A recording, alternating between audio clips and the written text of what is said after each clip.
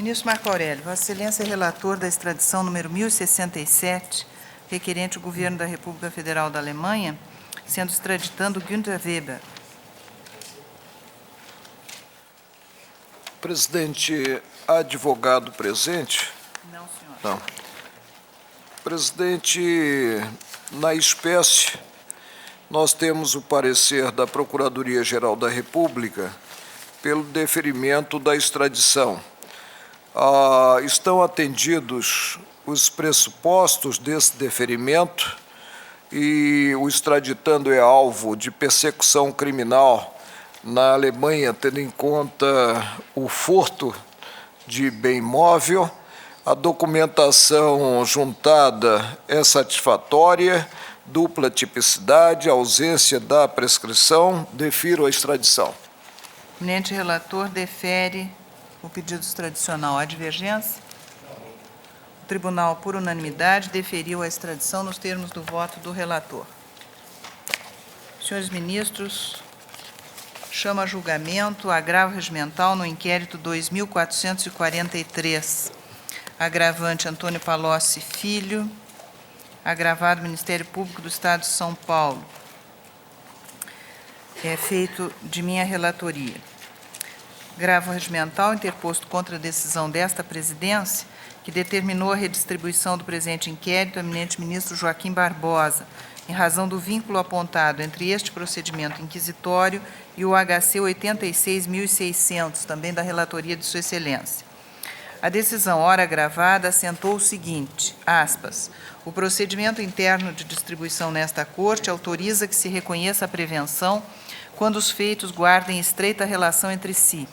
Como visto, é o que ocorre na espécie, em que se discute no HC 86.600 a licitude ou não de provas documentais que, ainda que obtidas em outro procedimento investigatório, acabaram por provocar a abertura do presente inquérito e a embasar a própria denúncia ofertada pelo Ministério Público Estadual, fecho aspas.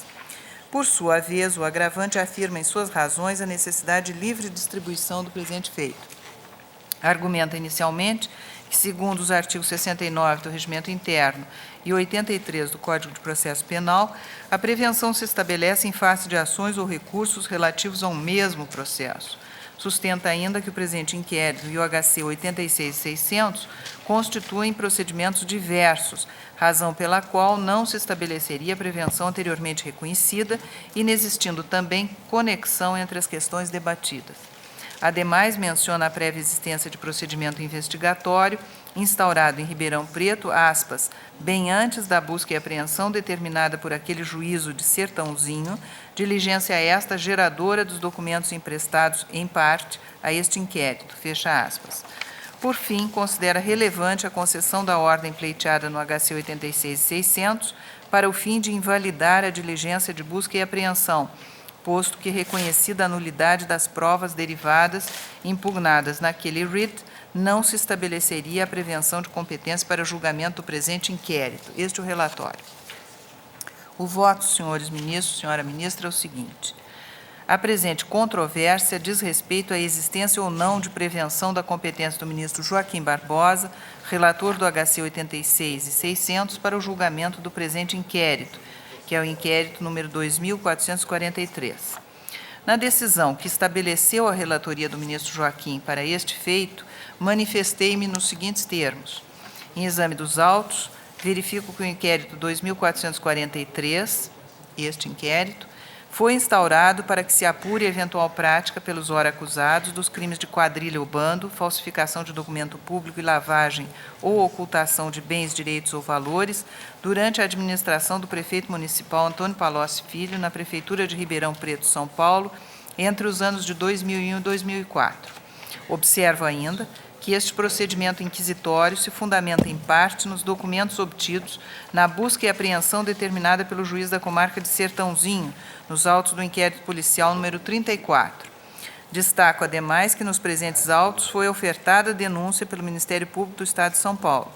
De seu turno, o HC 86.600 da relatoria do ministro Joaquim Barbosa volta-se contra a decisão do Superior Tribunal de Justiça, que não conheceu do HC 41.354, impetrado naquela Corte.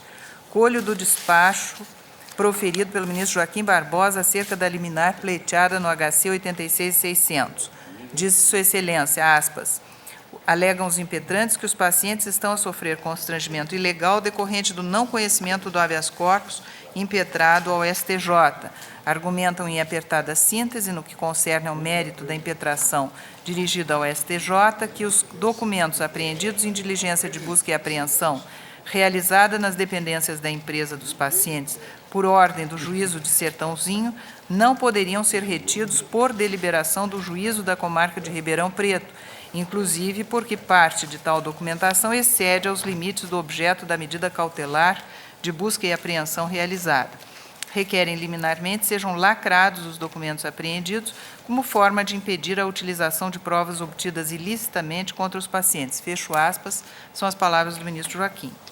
Aí sigo eu, ainda no meu despacho, ora atacado. Pode-se constatar desta forma que o HC 86.600 tem em vista justamente impugnar a utilização de documentos obtidos a partir da medida de busca e apreensão determinada pelo juiz de Sertãozinho, nos autos do IPL número 34, os quais vieram a fundamentar, em parte, a instauração do presente inquérito. O procedimento interno de distribuição nesta Corte autoriza que se reconheça a prevenção quando os feitos guardem estreita relação entre si.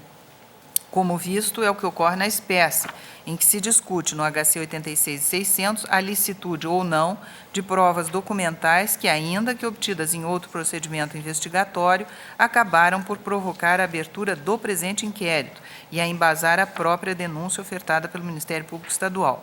Ante o exposto, reconheço a ocorrência de prevenção e determino a redistribuição dos autos ao eminente ministro Joaquim Barbosa. Fecho aspas. Quanto às razões veiculadas no presente agravo regimental, entendo que as mesmas não têm o condão de modificar o entendimento já esposado. O procedimento interno de distribuição, disciplinado por normas processuais e regimentais, autoriza a prevenção, como disse, quando os feitos guardem estreita relação entre si.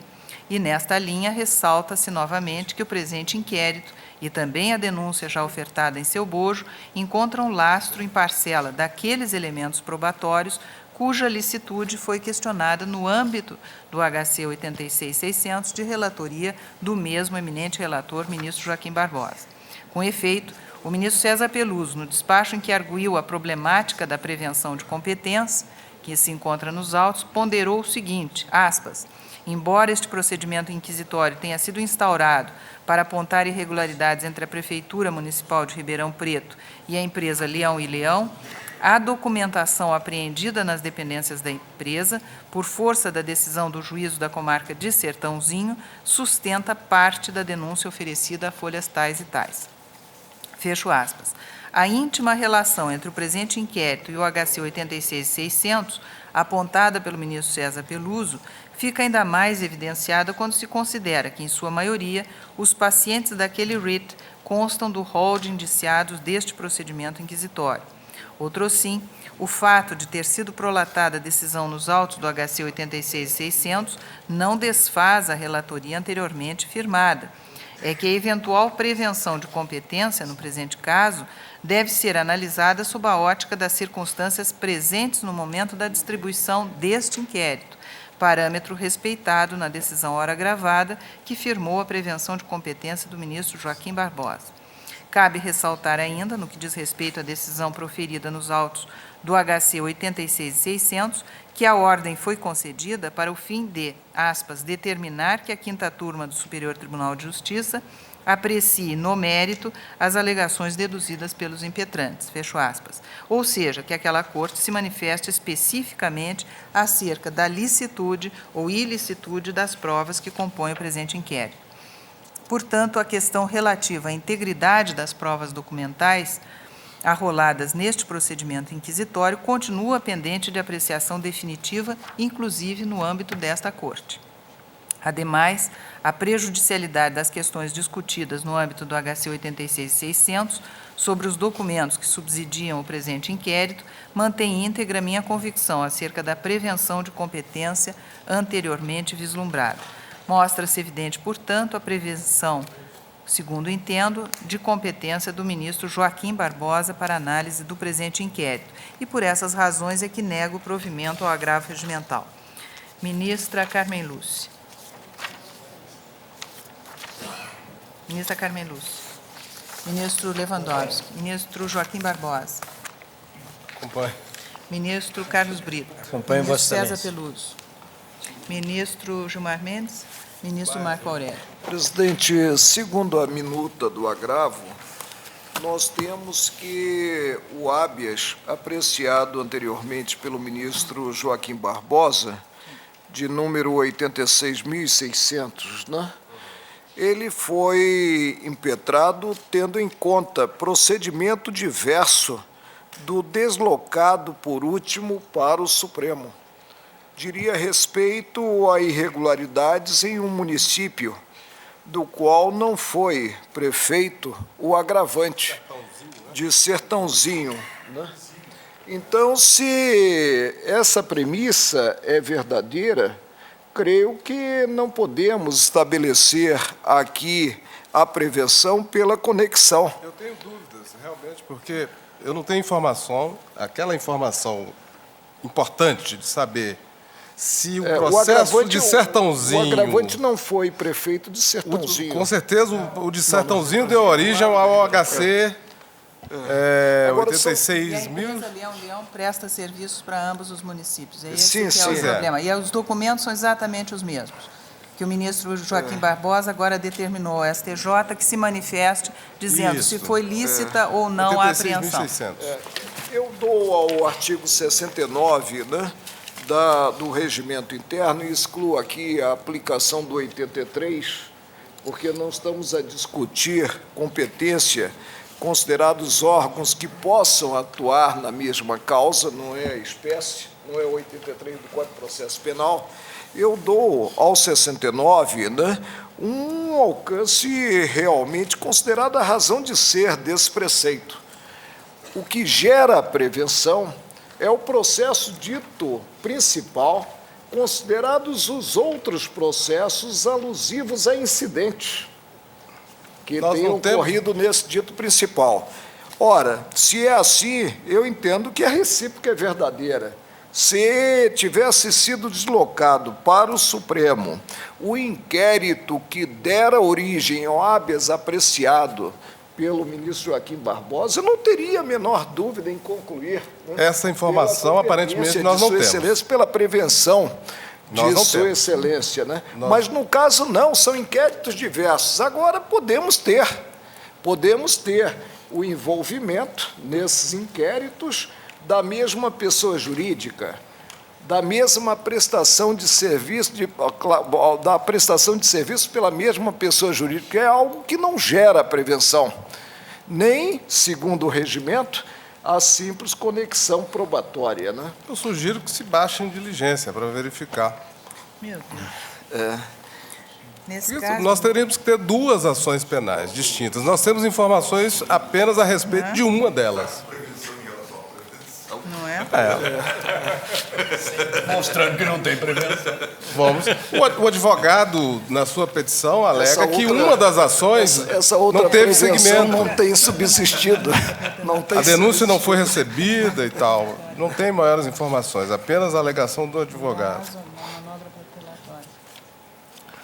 Eu estou vendo que eu tenho a simpatia do próprio Bem, prefeito. Com certeza. Vossa Excelência dá... Total. Esses autos Dá já pra devem ver. ter baixado desse habeas corpus? Não foi para o Superior Tribunal de Justiça. Não, esse habeas corpus. O 86.600 600. já deve ter baixado o arquivo, né? 86.600. É. Eles podem ter elementos. Talvez fosse Tá interessante, né? Foi baixado lá. Agora, se a premissa é verdadeira, inquéritos distintos, né?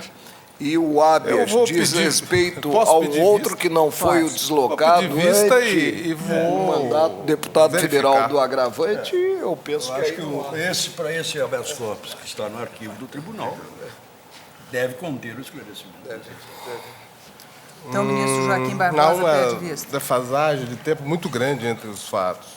Vamos ver se É, Vossa Excelência tem prevenção ou não tem. Eu preferiria não ter, Ele preferia não ter. Mas, em todo caso, Vossa Excelência pede vista, ministro Joaquim? Peço. Vou. Após o voto da relatora, que negava provimento ao agravo, acompanhada pela ministra Carmen Lúcia, pelos ministros Ricardo Lewandowski, e Carlos Brito. César Peluso tinha votado? Não. Não? E Carlos Brito pediu vista ao ministro Joaquim Barbosa. Aguardam os demais.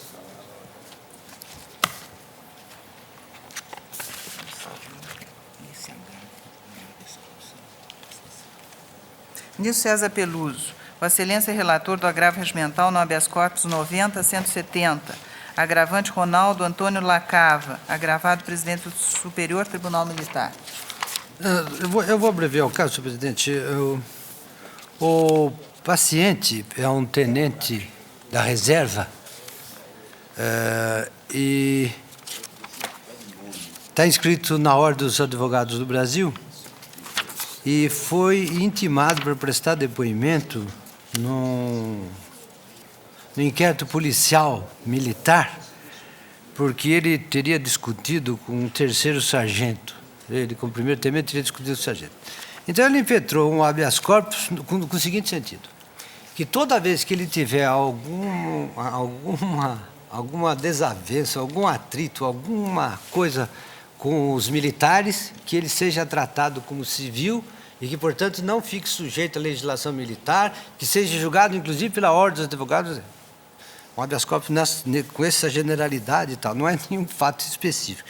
Ele quer que fosse concedido, e é textual, ele diz, assegurar preventivamente ao paciente o livre exercício da advocacia. Eu indiferi liminarmente e estou negando provimento ao agravo regimental. O eminente relator nega provimento ao agravo. Há divergência?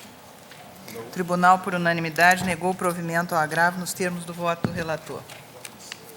Ministro Joaquim Barbosa, Vossa Excelência é relator da DIN 3.233, requerente o Procurador-Geral da República, requeridos o Governador e a Assembleia Legislativa do Estado da Paraíba.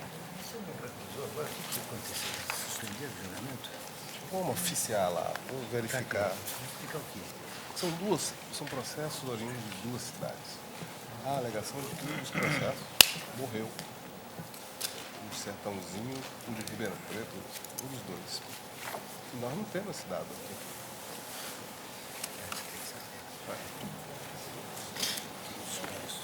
O que é isso? O meu? Chamou? Oxente. Senhora presidente, o Procurador-Geral da República, atendendo a representação oferecida pela Procuradoria da República no Estado da Paraíba, ajuizou a ação direta de inconstitucionalidade em que questiona o caput e os incisos 1º e 2º do artigo 1º da Lei Estadual 6.600, de 98, e o artigo 5º da Lei Complementar número 57, de 2003. Os dispositivos impugnados têm o seguinte teor. Lei 6.600, artigo 1º. Fica criada, no quadro de que trata a Lei número 5.634, a função de confiança de agente judiciário de vigilância de provimento em comissão, assim distribuída. Inciso 1º, agente judiciário de vigilância, símbolo tal, a quem incumbe prestar serviço de vigilância e segurança dos órgãos do Poder Judiciário. Inciso 2º, agente de vigilância 2, símbolo tal, em número de 45, a quem incumbe prestar serviço de vigilância e segurança aos membros do Poder Judiciário. Lei Complementar 57. Artigo 5º. Para proverem a segurança e vigilância dos diversos fóruns do Estado, ao quantitativo de que trata o inciso 1º do artigo 1º da Lei 6.600, ficam acrescidos 72 cargos de agente judiciário de vigilância, símbolo tal. Sustenta o requerente que as normas estaduais impugnadas violam o caput e o inciso 2º do artigo 37 da Constituição Federal, pois criam funções de provimento em comissão que não compreendem atribuições de direção, chefia e assessoramento. Afirma que as normas atacadas têm por objetivo burlar a exigência constitucional de concurso público. Adotado o rito do artigo 12 da Lei 9868, foram solicitadas informações ao presidente da Assembleia e ao governador do Estado. A Advocacia Geral da União manifestou-se pela declaração de inconstitucionalidade dos dispositivos, trazendo à colação diversos precedentes dessa Corte, no sentido de que cargos de provimento comissionado devem estar necessariamente relacionados a atribuições que requeiram um vínculo de fidúcia entre o seu titular e a autoridade nomeante, sob pena de se violar o princípio constitucional do concurso público. O Ministério Público Federal opinou pela procedência da ação. Em 22 de novembro de 2004, o Procurador-Geral da República requereu o aditamento da petição inicial da ação ao fundamento de que os dispositivos estaduais inicialmente impugnados foram alterados, aspas, com o nítido intuito de tornar prejudicada a presente ação, fecha aspas. A alteração se deu pela Lei Estadual 7.679, de 2004. Pediu também o Procurador-Geral que fosse declarada a inconstitucionalidade dessa lei, visto que ela apenas alterou a nomenclatura dos cargos, permanecendo idênticas à natureza e às atribuições. Este é o teor da norma de 2004. Artigo 1º. Ficam transformados na estrutura administrativa da Secretaria do Tribunal de Justiça os seguintes cargos em comissão: de agente judiciário de vigilância para assessor de segurança.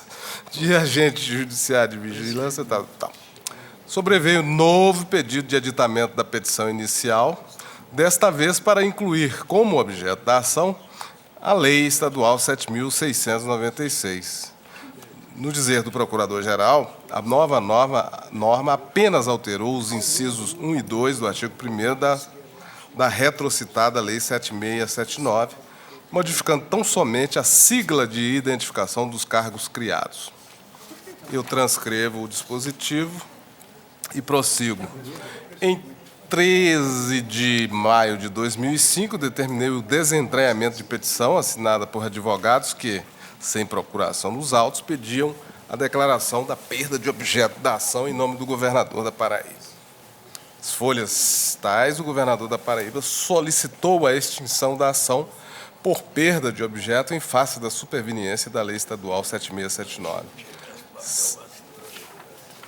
A Advocacia Geral e a Procuradoria-Geral, por fim, opinaram pela procedência da ação. É o relatório. O voto de Vossa Excelência. Examino preliminarmente, em relação ao pedido de declaração de constitucionalidade das normas atacadas, a possibilidade de aditamento do pedido inicial, tal como apresentado pelo eminente Procurador-Geral.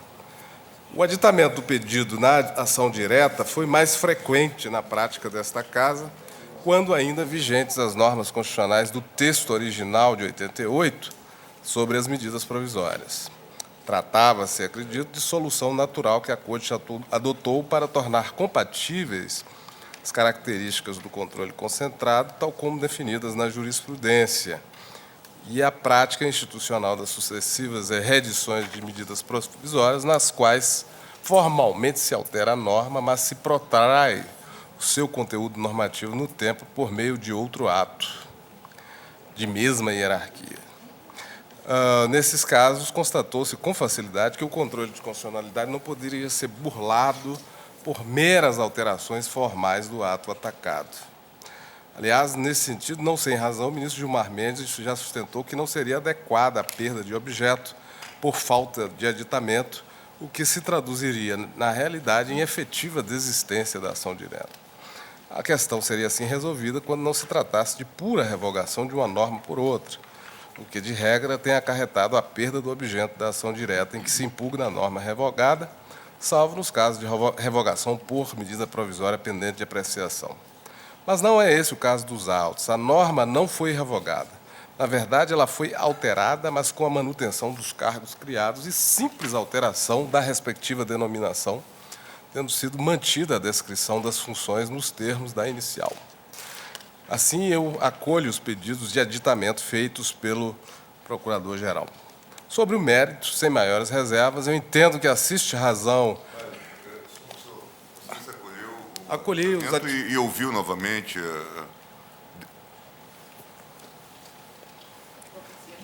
Não, Nem eu.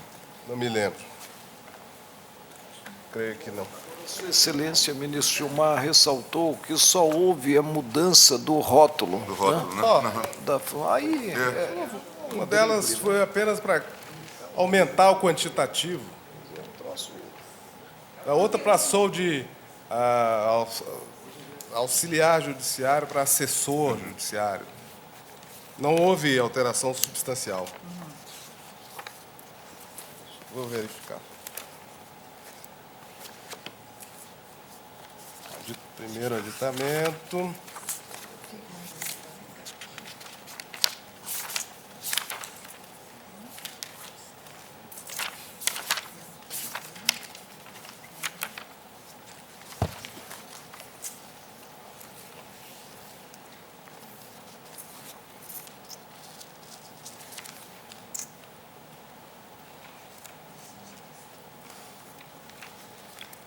Assim. não somente a sigla, né, de identificação dos cargos criados. Eu acho que a questão foi resolvida com o despacho que eu proferi às folhas tais. No seguinte sentido: tendo em vista o pedido de aditamento formulado pelo requerente em virtude da alteração parcial da norma, solicitem-se novas informações no prazo do artigo 12. Após. Só posteriormente é que o. Pois mesmo. Ministro Joaquim, Pois não? prossiga. Prossigo. E rápido.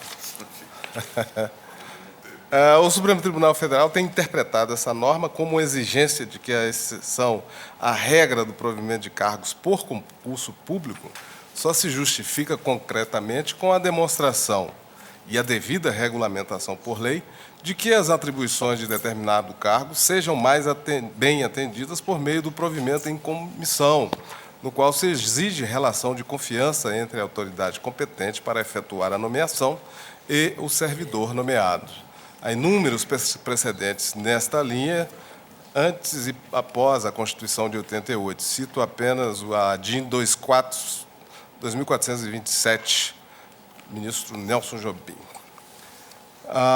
Sem maior dificuldade, percebe-se que as alterações posteriores da denominação dos cargos não modificaram a descrição das respectivas atribuições inicialmente contida na lei, qual seja, a de prestar serviços de vigilância aos órgãos do Poder Judiciário.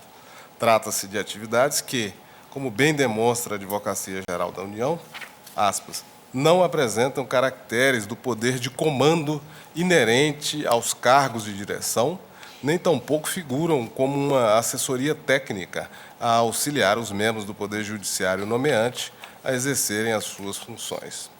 Ou, como lembra o Procurador-Geral, não se cuida de atividades que exijam habilidade profissional específica. Por último, vale ainda observar que, curiosamente, a Lei 6.600, em questão, tinha por manifesta finalidade a extinção de contratos administrativos com a transformação deles em funções na estrutura da Secretaria do Tribunal de Justiça. Parece, sim, clara a tentativa de contornar o disposto no artigo 37, inciso 2º. Sim, senhora presidente, eu voto pela procedência do pedido e de seus aditamentos para declarar a inconstitucionalidade das seguintes normas do Estado da Paraíba. Artigo 1º, caput e incisos 1 e 2 da Lei 6.600 de 98. Só o artigo 1º, caput, os incisos 1º e 2º. Caput, artigo 1º, caput e incisos 1º e 2º da Lei 6.600. Pois não. Artigo 5º da Lei Complementar 57, de 2003. Toda a Lei 7.679, de 2004. E, por fim, a Lei 7.696, também de 2004. É como voto. Todo o texto também da Lei 7.696, não é isso? Isso. O eminente relator, portanto, encaminha no sentido da... 7.696. 96. 6. O relator encaminha no sentido da procedência da ação nos termos em que explicitou no seu voto. Há divergência? Presidente, eu só queria aproveitar a oportunidade para falar de um baralhamento terminológico que se torna, infelizmente, cada vez mais comum. Aqui diz na lei, fica criada no quadro de que trata a lei número tal, a função de confiança, de provimento em comissão. Ora, a Constituição, desde sua redação originária, fez a distinção claríssima entre função de confiança e cargo em comissão. Se a cada cargo público corresponde uma função, a recíproca não é verdadeira. A função sem cargo é o tipo da função de confiança. Daí porque a Constituição exige que ela seja ocupada por titular de cargo efetivo de carreira. Só os titulares de cargo efetivo ou cargos efetivos de carreira é que poderão desempenhar a função de confiança. Então, esse baralhamento terminológico eu vejo reproduzido não só em leis municipais, mas em leis estaduais e até em leis federais. Impressionante. Como se a Constituição não houvesse demarcado os campos terminológicos com tanta precisão. Mas acompanho o eminente relator. O tribunal, por unanimidade, nos termos do voto do relator, deu pela procedência da ação. Chama a julgamento a ação direta de inconstitucionalidade 541, de que era relator o ministro Carlos Veloso, requerente governador do Estado da Paraíba, requerido da Assembleia Legislativa daquele Estado. O eminente relator, o ministro Carlos Veloso, julgava parcialmente procedente a ação. O ministro Gilmar Mendes pediu vista e tem a palavra para seu voto. Nesta assentada, não terá voto o ministro Ricardo Lewandowski, na qualidade de sucessor do ministro Carlos Veloso. Senhor presidente, juízo de ação direta de inconstitucionalidade contra os artigos 41 a 45 do ADCT da Constituição da Paraíba e o artigo 136(12) da parte permanente da referida Constituição. Os textos dizem fundamentalmente o seguinte: o Poder Executivo Estadual é obrigado a, no prazo de 30 dias, contado da promulgação desta Constituição, proceder à atualização dos vencimentos dos servidores estaduais, cujo pagamento mensal, em nenhuma hipótese, será inferior ao salário mínimo nacional vigente. A atualização de que trata o artigo anterior garantirá para cada categoria piso salarial proporcional à extensão e à complexidade do trabalho e o integral cumprimento da isonomia salarial prevista na Constituição. A atualização de que tratam os artigos anteriores será efetuada através de elevação uniforme da remuneração dos servidores públicos em índice geral não inferior à variação do índice de preços ao consumidor ocorrido entre o mês de março de 89 e a data de reajustamento previsto no artigo 38 desta Constituição. Se antes da data da promulgação desta Constituição ocorrer reajustamento da remuneração dos servidores, do índice de variação estabelecido no caput deste artigo, será deduzido o índice relativo a tal reajustamento. Procedida a atualização de que tratam os artigos anteriores e até a data da publicação da lei complementar que dispuser sobre o sistema de remuneração do servidor público, os salários, vencimentos, soldos e proventos dos servidores civis e militares da administração direta, das autarquias e das fundações públicas serão reajustados trimestralmente em percentual igual à variação acumulada do índice de preços ao consumidor, verificada nos 3 meses anteriores, deduzidas as antecipações a que se refere o artigo 30, inciso 18 desta Constituição.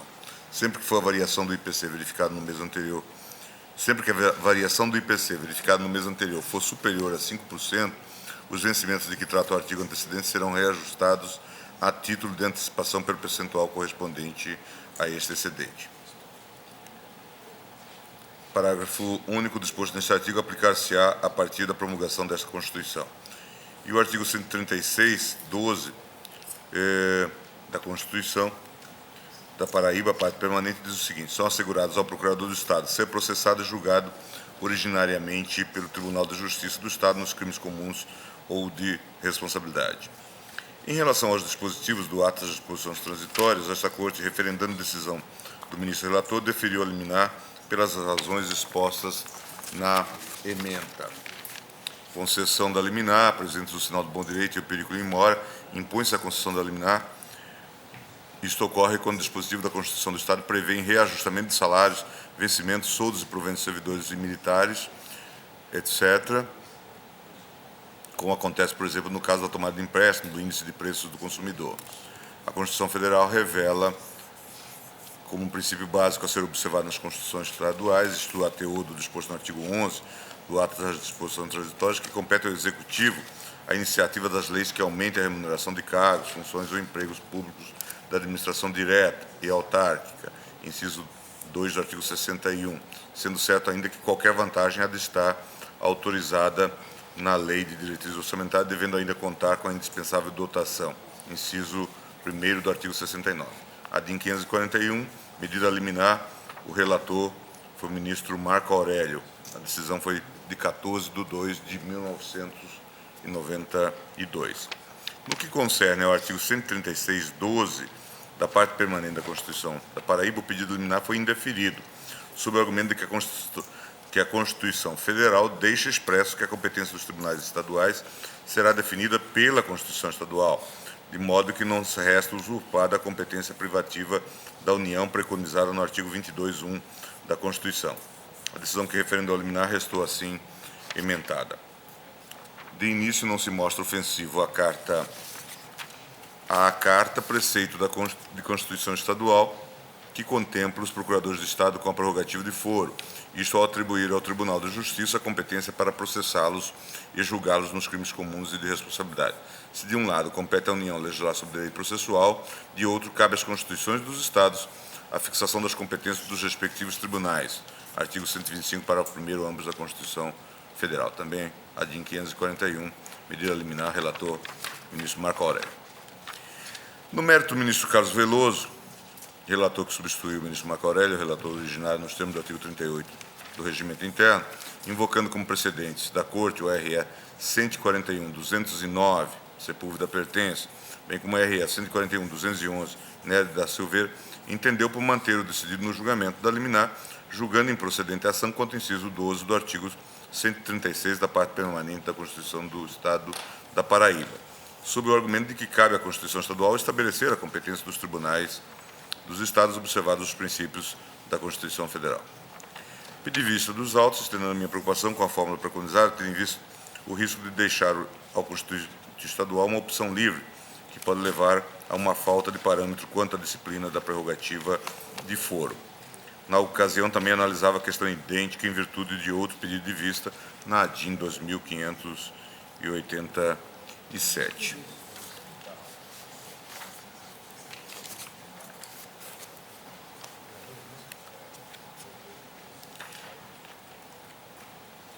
Eu ressalto, então, que, tal como anotado pelo ministro Maurício Correia, no julgamento da DIN 2587, esta Corte tem entendimento firme no sentido de que a Constituição do Estado-membro pode, com base no poder implícito que reconhece a este, atribuir seus agentes políticos as mesmas prerrogativas de função de natureza processual ou penal que a Constituição Federal outorga aos seus que lhes são correspondentes, estabelecer que o foro por prerrogativa de função do deputado estadual é o do Tribunal de Justiça, HC 58.410, Moreira Alves.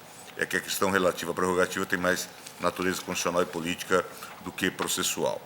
Na espécie, tal como observado, entendeu Maurício Correia, que não haveria relação de razoabilidade entre as funções exercidas por membros de carreira de que trata o ato impugnado e os objetivos da prerrogativa de foro. Tal qual já registrei quando proferi voto vista na ADIM 2587, divirjo parcialmente desse entendimento, assento de que não se cuida aqui de matéria processual, mas de tema de política constitucional, cabem algumas considerações.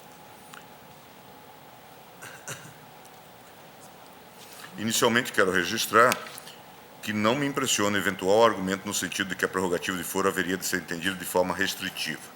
Há muita jurisprudência do Tribunal admite a possibilidade de extensão ou ampliação de sua competência expressa quando esta resulta implícita no próprio sistema constitucional. Nesse sentido, precedente da relatoria de Galotti, nos autos da denúncia 103. Aí eu repasso também essa questão no inquérito 687, voto de pertença, e digo o seguinte. O pretenso argumento republicano também não impressiona. Em verdade, nações de prática republicana, veja-se que o conceito hoje tem significativa transcendência, adotam um regime de prerrogativa por razões de política constitucional. E há pouco, eu tive a oportunidade, inclusive, de assistir, há pouco já vai ficando longo no tempo, o notável professor Jorge Miranda registrava a necessidade de ampliação da prerrogativa de foro em Portugal, tendo em vista o uso e o abuso de processos judiciais para fins políticos nas instâncias ordinárias. Cuidando especificamente da questão no plano das constituições estaduais, anotou pertence. Então, eu transcrevo o voto na DIN 2553 e aí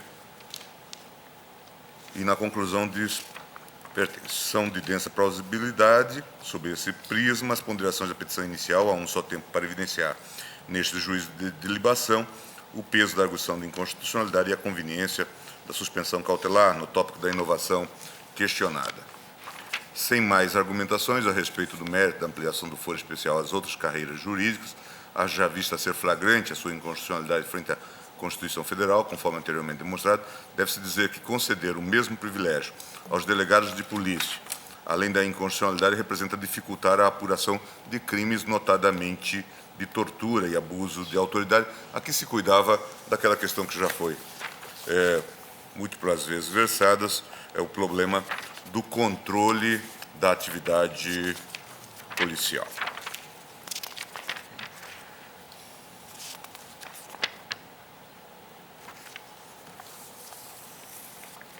E aí, depois de repassar essas citações, eu digo, de fato, mesmo no texto da Constituição Federal, pode-se encontrar essa falta de critérios seguros para a definição da prerrogativa de foro. Penso que uma questão central, no caso em exame, é saber se estão presentes aqueles pressupostos que justificam a diferenciação de tratamento entre os agentes públicos. Lembro aqui da lição de Vitor Nunes a evidenciar o ethos da prerrogativa de foro entre nós. Dizia ele, a jurisdição especial como prerrogativa de certas funções públicas é realmente instituída não no interesse da pessoa do ocupante do cargo, mas no interesse público do seu bom exercício, isto é, do exercício com o alto grau de independência que resulta da certeza de que seus atos venham a ser julgados com plenas garantias e completa imparcialidade. E completava. Presume o legislador que os tribunais de maior categoria tenham mais isenção para julgar os ocupantes de determinadas funções públicas por sua capacidade de resistir, seja a eventual influência do próprio acusado, seja as influências que atuarem contra ele. A presumida independência do Tribunal Superior e hierarquia bilateral, garantia contra e a favor do acusado.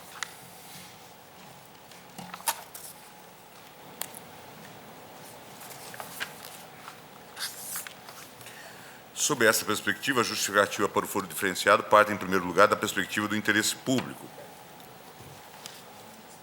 Nessa linha, gostaria aqui de deixar registrada outra observação. Penso que a garantia constitucional da prerrogativa do foro passa a ser tanto mais importante se se considera que vivemos hoje numa sociedade extremamente complexa e pluralista, em que a possibilidade de contestação às escolhas públicas é amplíssima. Refiro-me ao problema da complexidade de que fala Canutilho em relação à teoria da Constituição. Vivemos uma sociedade organizada sobre bases plurais, assentadas em inevitáveis diferenciações funcionais. Isto conduz, diz Canutilho, a crescentes graus de especialização, impessoalidade e abstração no conjunto do sistema. Por isso, ensino mestre português, não se vislumbra a possibilidade de um código unitarizante dos vários sistemas sociais. Não é por acaso também que, em nome dessa hipercomplexidade social, se justifica a oposição a qualquer escolha pública e, sobretudo, às deliberações políticas democráticas. Se esse é um dado da nossa sociedade democrática e pluralista, também não deixa de ser um fator de instabilidade. Também é certo que é o próprio sistema democrático que oferece as correções. De fato, as decisões tecnocráticas ou políticas podem e devem ser contestadas. A sua juridicidade deve ser aferida. É a própria Constituição que cria os mecanismos para a aferição de legitimidade dos atos do poder público. Mas é o próprio sistema que exige, em relação a certos agentes, um tratamento diferenciado, no que toca à impugnação judicial de atos praticados no exercício da função, tendo em vista uma perspectiva de estabilidade que interessa às próprias instituições públicas. Voltando à discussão especificamente para o caso em exame, não tenho dúvida quanto ao caráter singular das atividades de advocacia pública. Não são raros os casos em que advogados públicos, na defesa intransigente do interesse público, acabam por sofrer uma intolerável perseguição política. E aqui a realidade oferece toda espécie de exemplos. E justamente por não terem as amplas prerrogativas de que gozam promotores e juízes, em termos práticos, o constrangimento a um advogado público pode ser muito mais eficaz, o que obviamente acaba por afetar não apenas esses agentes, mas as próprias instituições que eles representam. Eu até, em outra oportunidade sobre esse tema, lembrava do sempre lembrado episódio da morte, assassinato do procurador Pedro Jorge, e que foi assassinado não na condição de membro do Ministério Público, mas, na verdade, na condição de representante da União, tentando cobrar as dívidas que se fizeram, as lesões que se perpetraram contra o patrimônio da União do Banco do Brasil. Lembro ainda que um dos problemas fundamentais da sociedade de risco é essa chamada assinalagmaticidade do risco, de que fala Canutilho, em perspectiva mais ampla. Não há uma distribuição uniforme do risco na sociedade. Por vezes, o risco é criado por uns e completamente suportado por outros. Essa ideia da assinalagmaticidade pode manifestar-se em outras dimensões. Pode haver, por exemplo, um déficit democrático na própria formulação das decisões que encerram riscos. A distribuição do risco também pode estar vinculada à localização das fontes de risco. Por exemplo, em matéria ambiental, a distribuição de risco pode vincular-se ao quadro normativo e à eficiência das instituições em diferentes localidades. No caso, estamos falando de uma categoria de agentes públicos que está sujeito a riscos absolutamente diferenciados. No terreno das disputas judiciais, penso que os riscos a que estão sujeitos os advogados públicos são diferenciados, não podendo ser equiparados aos suportados pelos advogados privados. E, por vezes, são bem maiores que os suportados pelos membros do Ministério Público. O mesmo ocorre na atividade consultiva. Não são raros os casos de perseguição aos advogados públicos que simplesmente, por uma obrigação funcional, ofereceram subsídios técnicos para a adoção de uma política pública. Tudo isso, no meu entendimento, justifica que seja garantido a tais agentes o julgamento perante o órgão judicial na linha exposta por Vitor Nunes. Presumidamente possui maior independência e capacidade de resistir a eventuais pressões. Essa, e aqui também recordo a lição de Vitor Nunes, é uma garantia a favor e contra o acusado, tendo em vista que também implica maior capacidade do órgão judicial de resistir a pressões dos próprios advogados públicos. Não vejo, portanto, qualquer inconstitucionalidade na opção do Constituinte Estadual e também não vislumbro uma vedação constitucional para tanto. No caso em exame, entendo que a fórmula proposta por Pertence, em seu voto vencido à época do julgamento da DIN, resolve adequadamente a questão. Preserva-se a decisão do Constituinte Estadual sem que haja alteração quanto à competência do Tribunal do Júri, tal qual restou decidido por ocasião do julgamento da DIN 2587, redator para acordo, o ministro Carlos Brito. Nesses termos, o meu voto, acompanhando, então, o voto do ministro Carlos Veloso, é no sentido da procedência do pedido, quanto à inconstitucionalidade dos artigos 41 a 45 do ADCT, e da improcedência do pedido no que tange ao artigo 136(12) da parte permanente da mesma Constituição. Improcedência. Não, é parcialmente Procedência quanto ao tomar. parcial. Quanto aos nomes transitorais. Reajustes. 41 a 45 do ADCT. E improcedente quanto ao 36(12). 136(12). Ministra Carmen Lúcia, com voto. Eu acompanho o relator com as achegas do voto Pois do não. ministro Gilmar. Ministro Joaquim Barbosa. Senhora Presidente, eu acompanho o relator com relação aos artigos 41 a 45, mas peço vênia para divergir para julgar procedente em relação ao artigo 136, a exemplo do que fiz há cerca de 2, 3 anos atrás, numa DIN relativa ao Estado de São Paulo, em que se cuidava do mesmo tema. Então, integral procedência. O voto de Vossa Excelência. Ministro Carlos Brito. Eu acompanho o relator, senhora presidente, lembrando a propósito da prerrogativa de foro, que ela foi estabelecida não por uma lei ordinária, mas sim pela própria Constituição do Estado, de acordo com o comando que se lê no parágrafo 1º do artigo 125 da Constituição Federal. Cuida-se também, e o relator deixou bem claro, de uma competência de natureza vamos chamar político-administrativa nessa linha, mas não de direito processual. Demais, é prerrogativa de foro para um cargo nominado pela própria Constituição e nominado de forma superlativa, né? A Constituição prestigia mesmo a advocacia pública a ponto de qualificá-la como função essencial à jurisdição. E há mesmo, subjacente ao comando constitucional, uma diretriz, uma orientação que a experiência confirma de conferir um desempenho técnico cada vez mais independente a esses cargos que se inscrevem na advocacia pública. De maneira que, por esses fundamentos que o relator Gilmar Mendes tão bem esgrimiu, com que ele tão bem trabalhou, eu acompanho Sua Excelência. Ministro César Peluso. Eu acompanho o relator. Ministro Marco Aurélio. Presidente, reporto-me ao voto proferido quando apreciado o pedido de concessão de medida cauteladora, né? E era, à época, o relator da própria ação. Apontei na oportunidade que, quanto à disposição transitória da Carta da Paraíba, disciplinando reajustes a partir do IPC, a previsão implicava a retirada do mundo jurídico da iniciativa do próprio governador, quanto a vencimento dos servidores.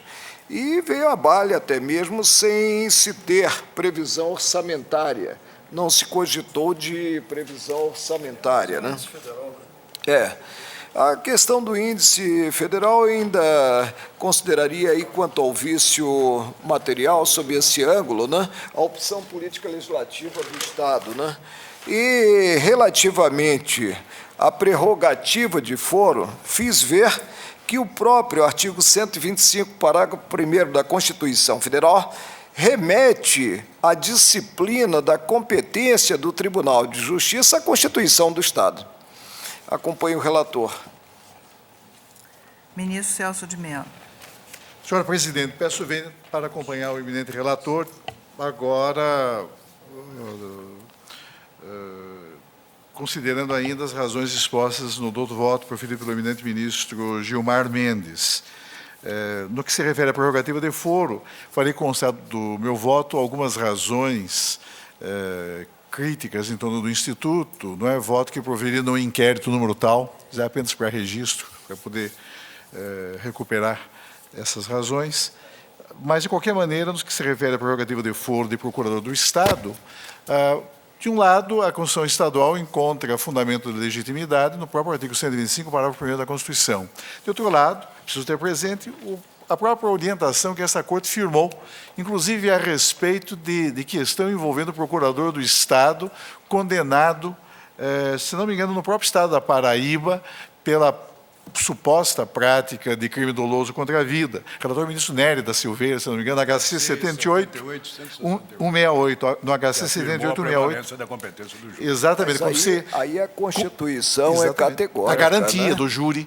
Então, o tribunal deferiu a ordem de habeas corpus e assegurou ao procurador do Estado, que havia sido condenado em única instância pelo Tribunal de Justiça local, assegurou a ele o direito de ser julgado pelo seu juiz natural nos termos da própria Constituição Federal. Nesse caso, nós temos uma previsão na Carta da República que vincula o legislador do Estado, o constituinte do Estado, né?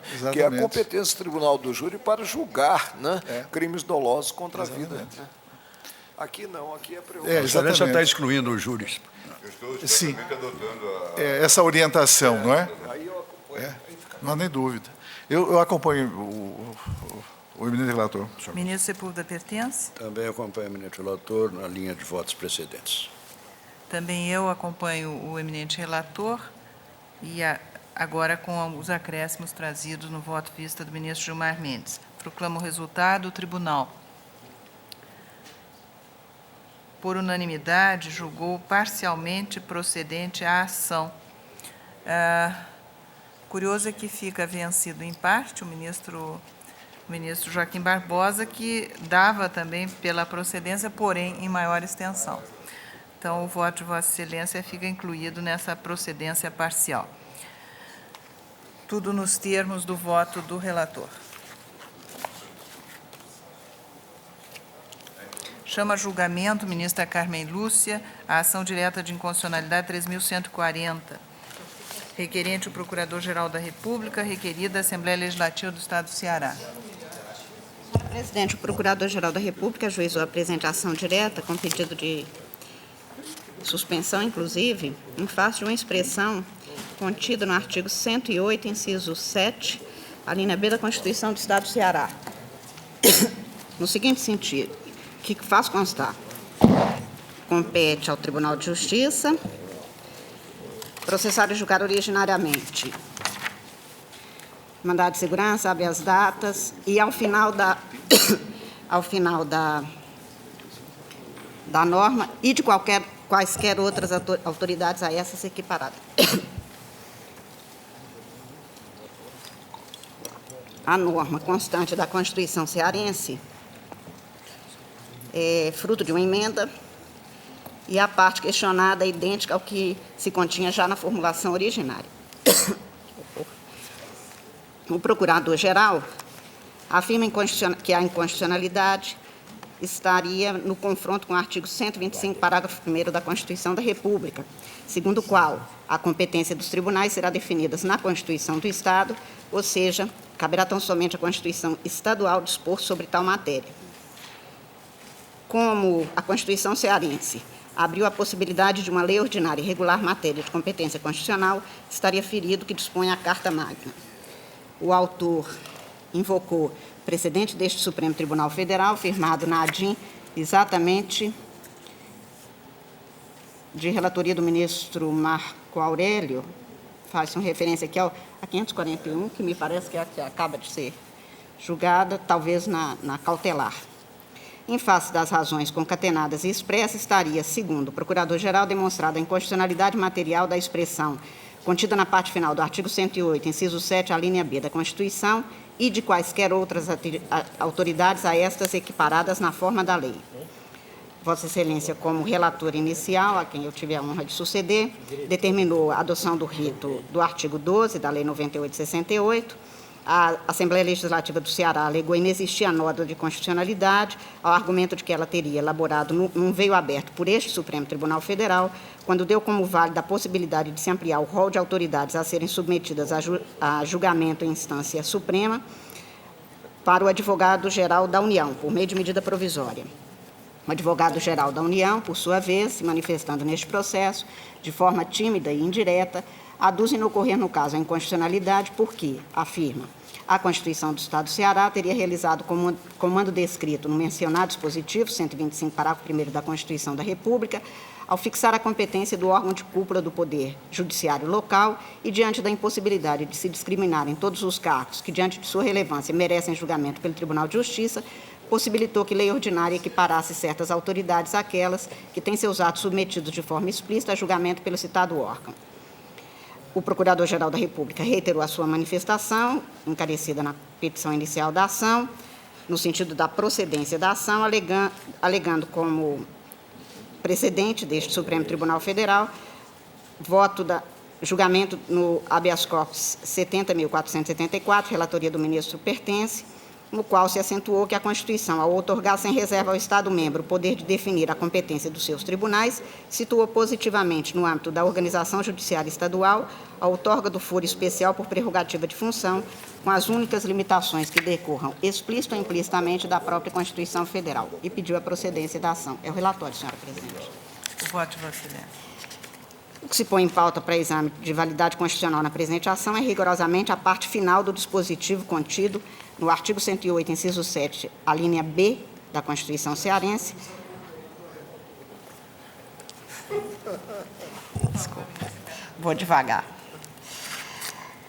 O artigo 108, inciso 7, a linha B da Constituição da Constituição do Estado do Ceará dispõe que Compete ao Tribunal de Justiça processar e julgar originariamente os mandados de segurança e os habeas data contra atos do governador do Estado, da mesa e presidência da Assembleia Legislativa, do próprio tribunal ou de algum de seus órgãos, do secretário de Estado do Tribunal de Contas ou de algum de seus órgãos, do Procurador-Geral de Justiça, do Procurador-Geral do Estado, do chefe da Casa Militar, do chefe do gabinete do governador, do Ouvidor-Geral do Estado, do Defensor Público-Geral da União e a parte impugnada, e de quaisquer outras autoridades a essas equiparadas na forma da lei.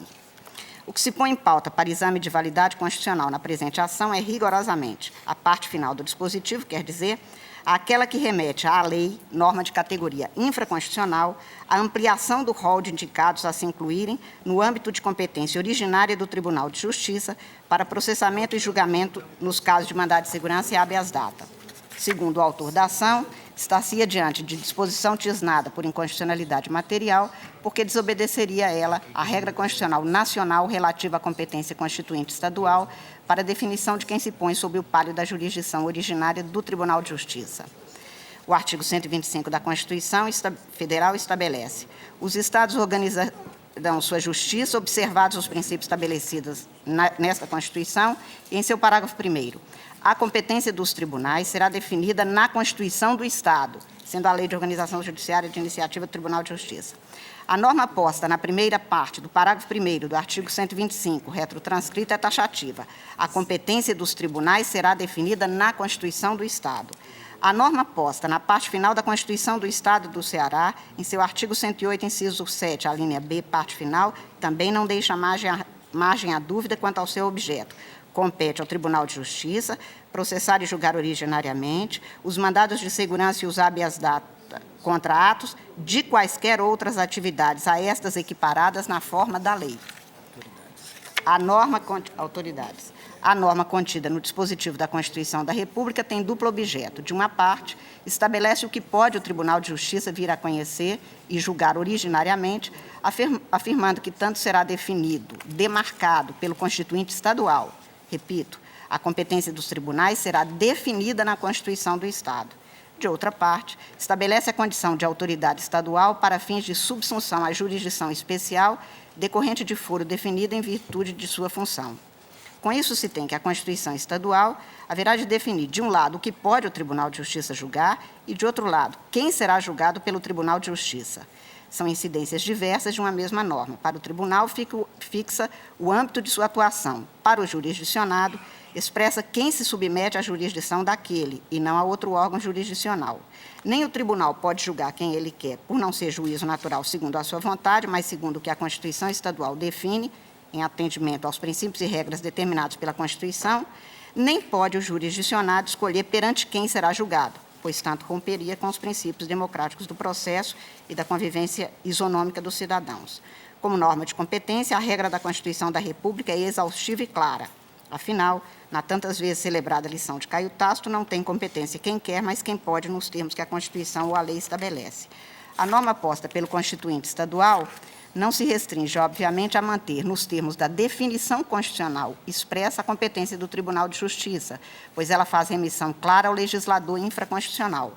Segundo o que nela se dispõe, mesmo quem não for autoridade constitucionalmente identificada para os fins de julgamento nas ações de mandado de segurança e de habeas data, mas a ela for equiparada pelo legislador, poderá estar no rol dos que se submetem à jurisdição originária do Tribunal de Justiça naquelas ações.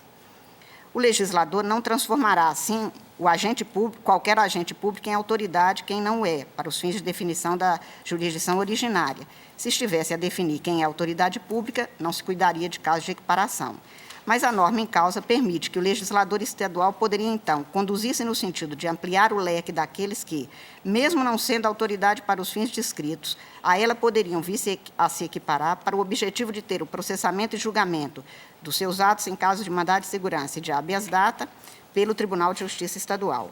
A norma paradigma da Constituição da República, artigo 125, parágrafo 1º, firma o âmbito de atuação do Constituinte Estadual na matéria especificada, a saber, a ele cabe definir a competência do Tribunal de Justiça enquanto a norma constitucional cearense questionada estaria exorbitado quanto lhe fora constitucionalmente outorgado ao cuidar da matéria, transferindo a legitimidade do tema a ele entregue para o legislador ordinário. Ademais, teria havido afronta também à garantia do Tribunal de Justiça de ter o seu âmbito de atuação explicitado pela Constituição do Estado e somente por ela, e não por norma infraconstitucional. O núcleo da arguição formulada está na questão relativa à competência do Constituinte Estadual, a fim de se concluir se o que há de ser exigido dele é o exaurimento do cuidado da matéria ou não, em face da norma do artigo 125, parágrafo 1º da Constituição da República. Competência é a medida de capacidade de ação que se confere a um agente, órgão ou poder para definir o que e como atuar. Estou citando aqui alguma doutrina e jurisprudência. Para continuar, a importância da demarcação da competência de cada ente político nos Estados federais e nos poderes e nos órgãos dos poderes está em que é por ela que se fixa a autonomia de cada ente, órgão ou agente estatal. Por isso mesmo é que ela não comporta inobservância de qualquer espécie ou extensão ilegítima. É de Raul Machado Horta a observação de que a plenitude no exercício da autonomia encerra um convite às demasias e às exorbitâncias, que encontrou repercussão na atividade do Constituinte Estadual, nem sempre devidamente informado sobre a natureza de sua competência. O que foi comum em termos de excesso dos constituintes estaduais, no início da República, volta a ocorrer em diversas passagens históricas, especialmente nas formulações constitucionais estaduais. O quadro apresentado na ação agora examinada parece um exemplo disso. A Constituição da República convoca o Constituinte Estadual para definir, significa demarcar, determinar, explicitar a competência do Tribunal de Justiça. Não se tem por definido o que é deixado a ser fixado, acabado em seus termos e contornos, ao legislador infraconstitucional. Ao estabelecer que o Tribunal de Justiça do Ceará teria competência para processar e julgar mandados de segurança e habeas data de autoridades declinadas no texto da norma e ainda de quaisquer outras a essas equiparadas na forma da lei, o Constituinte Estadual, A, deixou de definir a competência daquele órgão, como era seu dever, B, transferiu competência ao legislador, que era de sua exclusiva atribuição nos termos constitucionalmente previstos, C, possibilitou que a competência do Tribunal de Justiça ficasse sem definição, sem precisão, atuando ele sem saber exatamente, com a força que lhe é garantido pela estatuição da norma constitucional federal, a extensão subjetiva de sua competência para o processamento e julgamento originário das ações de mandado de segurança e de habeas data. De-se enfatizar que o princípio da hierarquia das normas no âmbito estadual obedece ao quanto posto no sistema constitucional nacional.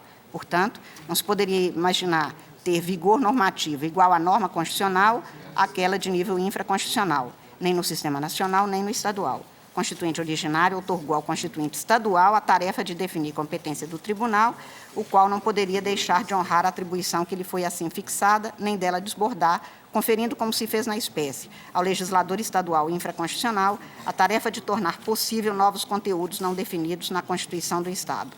A opção do Constituinte Nacional, ao definir a competência para curar o tema, não haveria de ser desconhecida ou descumprida pelo Constituinte Estadual, o que se deu na espécie agora julgada.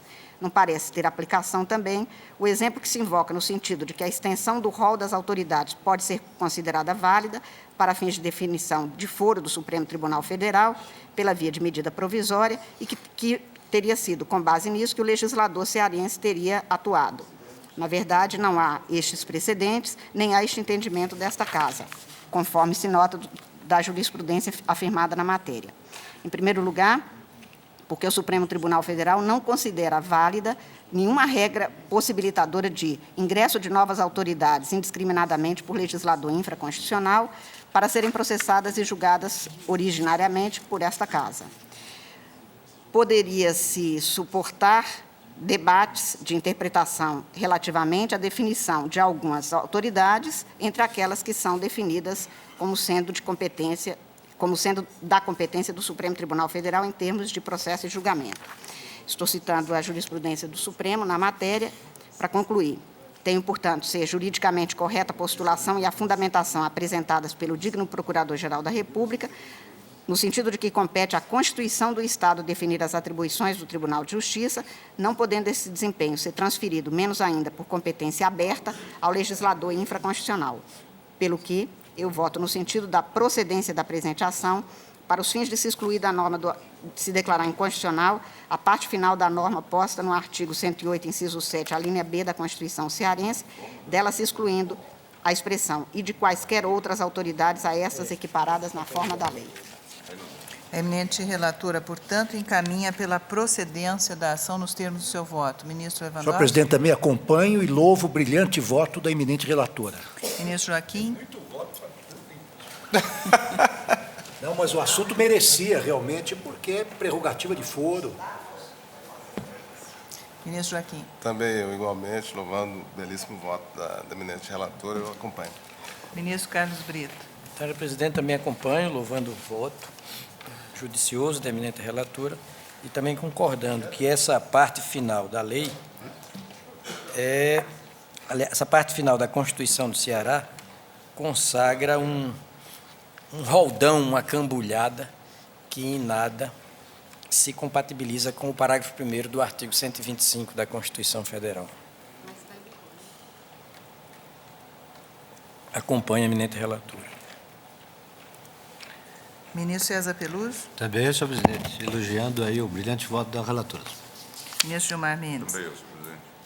Ministro Celso de Mello. Senhora presidente, a eminente ministra Carmen Lúcia profere uma vez mais um brilhante voto, analisando de maneira muito competente uma questão que realmente é delicada e que envolve a definição da própria extensão do poder constituinte dos Estados-membros, e demonstrando que, no caso, excedeu-se a Assembleia Legislativa quando promulgou a Constituição, ampliando de maneira excessiva, em desarmonia com o que dispõe o parágrafo 1º do artigo 125 da Constituição da República, o rol daqueles que podem ser incluídos na esfera de competência originária do Supremo. Acompanhe a Sua Excelência. Do Tribunal de Justiça, desculpe. Ministro Sepúlveda pertence. Voto da eminente relatora dispensa achegas. Temo apenas que o constituinte cearense tenha pecado por excesso e por escassez. Não entendi. Por exemplo, tenha pecado por excesso nessa cláusula aberta, mas também por escassez. Vê-se que não está incluído entre as autoridades que em mandado de segurança, quer dizer, que terão seus atos em mandado de segurança apreciados pelo Tribunal de Justiça, os juízes de direito. Talvez esteja na lei de organização Mas, judiciária, mas devia estar aqui. Mas não pode. Não devia pode, estar porque aqui. a definição constitucional é exclusiva. Pela Nós tese, estamos dizendo é o isso. próprio fundamento do voto. Tem razão, ministro Se Pertence. passou pela organização judiciária, está no mesmo caso. Claro. Se passa para a lei de organização judiciária, incide no mesmo vício. É verdade. Também eu acompanho o voto sempre brilhante da eminente relatora e o tribunal, à unanimidade, portanto, dá pela procedência da ação nos termos do seu voto.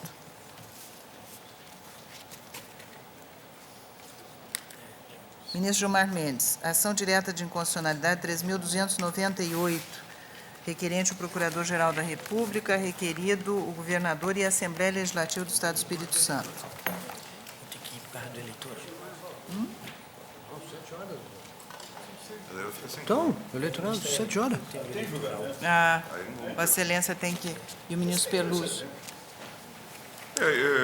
Eu estou declarando inconstitucional, né? Aquela questão, eu só vou ler o dispositivo, se não houver Se não houver dúvida. divergência, O ministro artigo Joaquim, 105, além dos demais casos previstos nesta lei, o membro do Ministério Público poderá afastar-se do cargo para exercer cargo como missionário estadual ou federal fora da instituição pelo prazo máximo de 4 anos, desde que autorizado pelo Conselho Superior do Ministério Público. Isso é a lei do Estado do... E eu estou, então, declarando inconstitucional. Não é na... Portanto, se não houver nenhuma dúvida... Há divergência? Inconstitucional. Portanto, o eminente relator... Isso. Relativa ao Ministério Público de São Paulo, quando que referia-se genericamente a cargos em comissão. 2084. E se deu interpretação conforme exatamente para dizer que apenas cargos em comissão na própria organização do Ministério. Tem duas ADINs, Perfeito. ADIN MC 2534, relator Maurício Correia. 4, e 2084, Gilmar. Bom, portanto, eu julgo procedente nos termos do voto que proferi. Sem divergência, portanto, o Tribunal, à unanimidade, julgou procedente a ação nos termos do voto do relator. Senhores ministros, senhora ministra, está encerrada a sessão.